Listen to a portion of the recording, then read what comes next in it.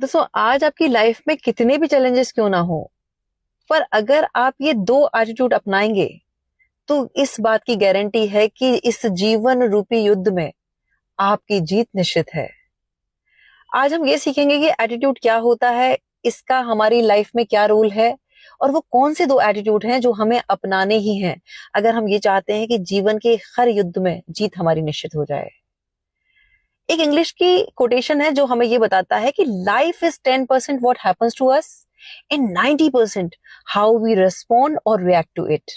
इसका सीधे सीधे अगर हम अर्थ समझें तो ये है कि हमारे जीवन में जो घटनाएं हो रही हैं उन पर हमारे जीवन का कंट्रोल सिर्फ 10% है।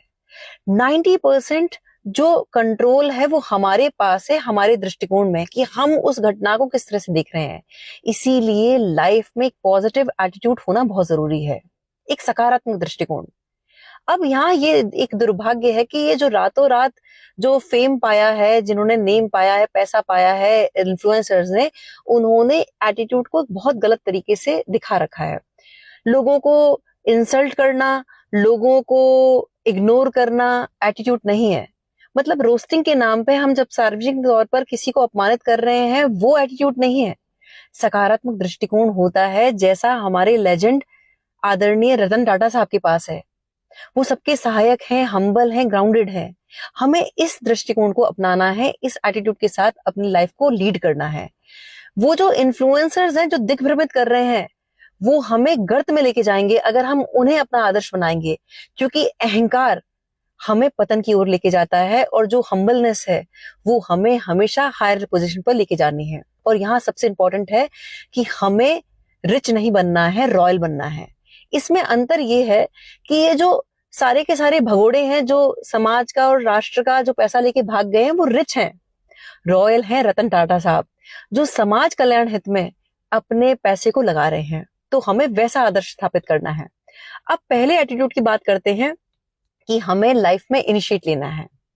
इस बात को समझे कि कहीं हम सोशल गैदरिंग में हैं और हमें ये वेट नहीं करना है कि पहले कोई हमसे बात करना शुरू करे, हमें इनिशिएट लेना है। अगर चैरिटी की बात है, कोई शुभ कार्य है जो समाज और राष्ट्र कल्याण हित में है, तो हमें वेट नहीं करना है कि और लोग शुरू करेंगे तब हम करेंगे। हम पहले व्यक्ति होने चाहिए जो इनिशिएट करे। ये एक लीडर की क्वालिटी होती है।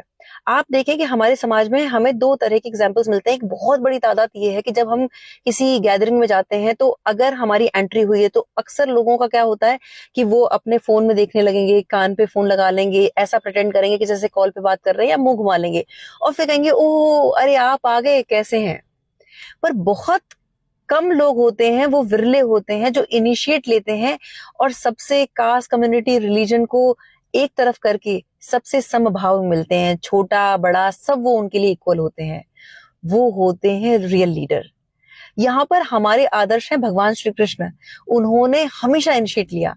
बचपन में कोई भी लीला करनी थी, इनिशिएट लिया। संधि वार्ता थी तो इनिशिएट लिया।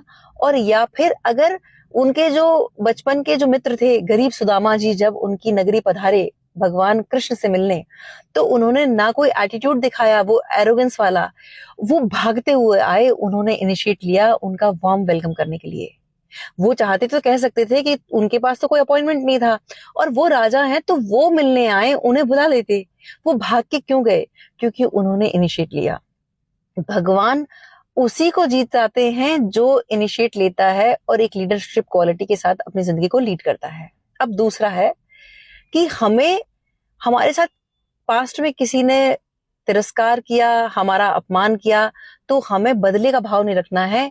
अपनी बागडोर हमें भगवान कृष्ण के हाथ में दे दी है, तो न्याय अन्याय वो सब देख लेंगे।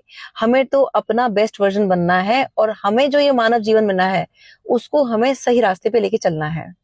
अब यहाँ हमें ये करना है कि सार्वजनिक तौर पर अगर किसी व्यक्ति ने हमें अपमानित किया था तो उसके अगर हमें माता पिता मिल गए हैं उस गैदरिंग में और हम सबके चरण स्पर्श कर रहे हैं, तो उन्हें हमें इंटेंशनली इग्नोर नहीं करना है। इस बात को समझना है। और यहाँ हमें युधिष्ठिर जी के आदर्श से समझना है कि जब महाभारत का युद्ध हो रहा था तो युद्ध शुरू होने से पहले उन्होंने जाके अपने सभी गुरुजन और जो बड़े थे उनके चरण स्पर्श किए, जबकि वो तो विरोधी सेना में थे, कहाँ जरूरत थी ये सब करने की। लेकिन यही एटीट्यूड उन्हें विजयी बनाता है।